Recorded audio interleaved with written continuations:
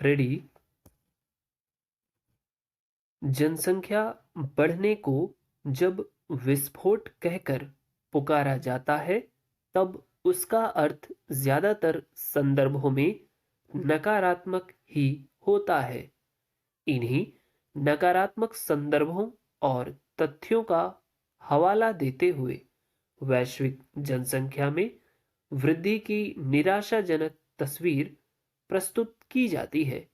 पर इन्हीं में कुछ संदर्भ ऐसे हैं जिनके आधार पर बढ़ती आबादी एक फायदे की बात लगने लगती है।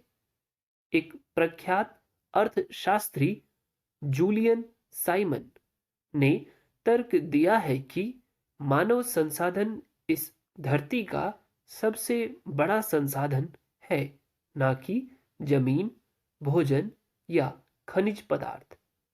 साइमन का मत है कि जनसंख्या बढ़ते जाने से रोजगार से लेकर खाद्यान्न तक में एक अल्पकालिक कमी हमेशा बनी रह सकती है, लेकिन किसी चीज का अभाव पैदा होने से उसमें ज्यादा निवेश होने लगता है, उसमें अधिक अनुसंधान होने लगता है। ऐसी स्थिति में वस्तुओं की आपूर्ति में बढ़ोतरी होती है और चीजों की प्रचुर उपलब्धता से कीमतों में कमी आने लगती है। साइमन के मत को साबित करने वाला तथ्य यह है कि जनसंख्या में वृद्धि के बावजूद दुनिया में संसाधनों की बढ़ोतरी हो रही है, न कि उनकी कमी पैदा हुई है। आज की तारीख में वस्तु स्थिति यह है कि जिस विकास दर से दुनिया में संसाधन पैदा हो रहे हैं, वह उस दर से ज्यादा है जिस दर से जनसंख्या बढ़ रही है। जैसे वर्ष 1980 और 2020 के बीच विश्व जनसंख्या में 75% की वृद्धि हुई, लेकिन 50 प्रमुख वस्तुओं की कीमत 75% घट गई। इससे संबंधित आकलन कहता है कि जनसंख्या में प्रत्येक प्रतिशत वृद्धि के लिए वैश्विक संसाधनों में 8% की वृद्धि हुई। इससे साबित होता है कि पृथ्वी पर मनुष्यों की बढ़ती संख्या असल में बोझ नहीं है। यानी आज यदि दुनिया की आबादी 8 अरब पार हो गई है, तो साइमन के कहे अनुसार लोग बोझ नहीं बल्कि संसाधनों के निर्माता हैं। पैरा जनसंख्या में बढ़त दर्शाती है कि लोग लंबा जीवन जी रहे हैं और उन्हें अच्छा पोषण मिल रहा है, सार्वजनिक स्वास्थ्य में सुधार हो रहा है और शिशु मृत्यु दर में गिरावट के साथ साथ मातृ मृत्यु दर में कमी आई है। जब जन्म दर में सुधार हुआ है, इसी तरह यह मानना गलत है कि भारत, चीन जैसे आबादी में तेज बढ़ोतरी वाले देश जनसांख्यिकी आपदा के जनक हैं। अंतर्राष्ट्रीय पत्रिका द इकोनॉमिस्ट में प्रकाशित एक रिपोर्ट के अनुसार विकासशील देश विकसित देशों की तुलना में बहुत कम प्रदूषण पैदा करते हैं। संयुक्त राष्ट्र का आकलन है कि गरीब, निम्न मध्यम आय वाले भारत जैसे देशों का दुनिया के कार्बन उत्सर्जन के 7वें हिस्से भर का योगदान है। यही नहीं, अगले एक दशक में इन्हीं गरीब विकासशील देशों का बढ़ने वाली आबादी में 90% योगदान होगा। लेकिन ग्लोबल वार्मिंग में ये विकसित देशों से बहुत कम योगदान दे रहे होंगे। इन सब बातों का अर्थ यह है कि बढ़ती आबादी दुनिया की ज्यादातर समस्याओं नहीं, बल्कि अवसरों, नवाचारों और निवेश व अनुसंधान का जनक है। इसलिए जनसंख्या वृद्धि को एक लाभदायक संपत्ति के रूप में देखना चाहिए। अब इस डिक्टेशन को थोड़ा फास्ट स्पीड में लिखने के लिए तैयार हो जाइए। जनसंख्या बढ़ने को जब विस्फोट कहकर पुकारा जाता है, तब उसका अर्थ ज्यादातर संदर्भों में नकारात्मक ही होता है।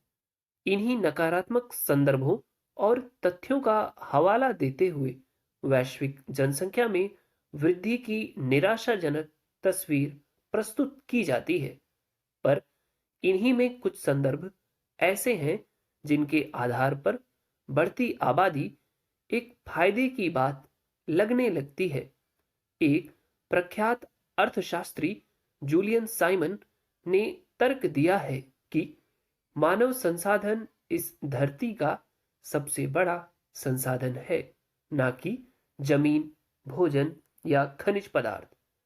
साइमन का मत है कि जनसंख्या बढ़ते जाने से रोजगार से लेकर खाद्यान्न तक में एक अल्पकालिक कमी हमेशा बनी रह सकती है, लेकिन किसी चीज का अभाव पैदा होने से उसमें ज्यादा निवेश होने लगता है, उसमें अधिक अनुसंधान होने लगता है।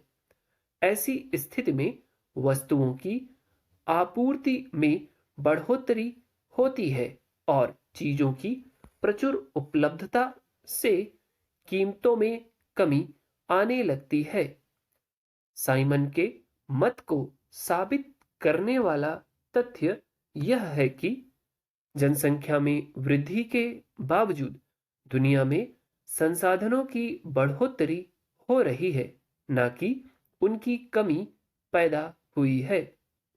आज की तारीख में वस्तु स्थिति यह है कि जिस विकास दर से दुनिया में संसाधन पैदा हो रहे हैं, वह उस दर से ज्यादा है जिस दर से जनसंख्या बढ़ रही है। जैसे 1980 और 2020 के बीच विश्व जनसंख्या में 75% की वृद्धि हुई, लेकिन 50 प्रमुख वस्तुओं की कीमत 75% घट गई। इससे संबंधित आकलन कहता है कि जनसंख्या में प्रत्येक प्रतिशत वृद्धि के लिए वैश्विक संसाधनों में 8% की वृद्धि हुई। इससे साबित होता है कि पृथ्वी पर मनुष्यों की बढ़ती संख्या असल में बोझ नहीं है। यानी आज यदि दुनिया की आबादी 8 अरब पार हो गई है, तो साइमन के कहे अनुसार लोग बोझ नहीं बल्कि संसाधनों के निर्माता हैं। पैरा जनसंख्या में बढ़त दर्शाती है कि लोग लंबा जीवन जी रहे हैं और उन्हें अच्छा पोषण मिल रहा है, सार्वजनिक स्वास्थ्य में सुधार हो रहा है और शिशु मृत्यु दर में गिरावट के साथ साथ मातृ मृत्यु दर में भी कमी आई है।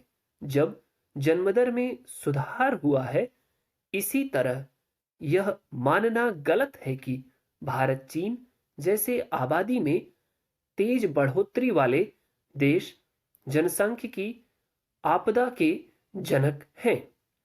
अंतर्राष्ट्रीय पत्रिका द इकोनॉमिस्ट में प्रकाशित एक रिपोर्ट के अनुसार विकासशील देश विकसित देशों की तुलना में बहुत कम प्रदूषण पैदा करते हैं।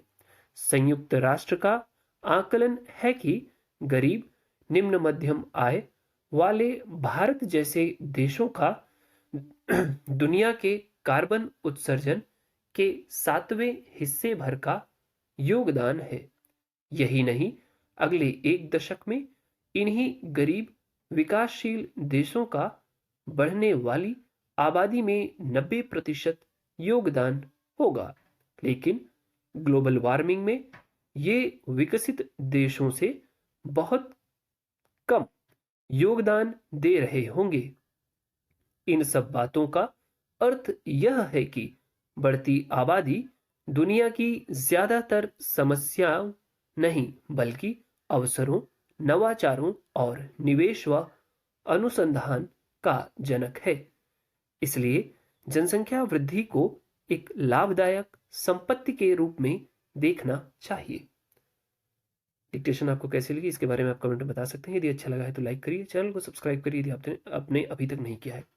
ठीक है, और कोई सुझाव है तो प्लीज़ कमेंट में ज़रूर लिखें। Thanks a lot.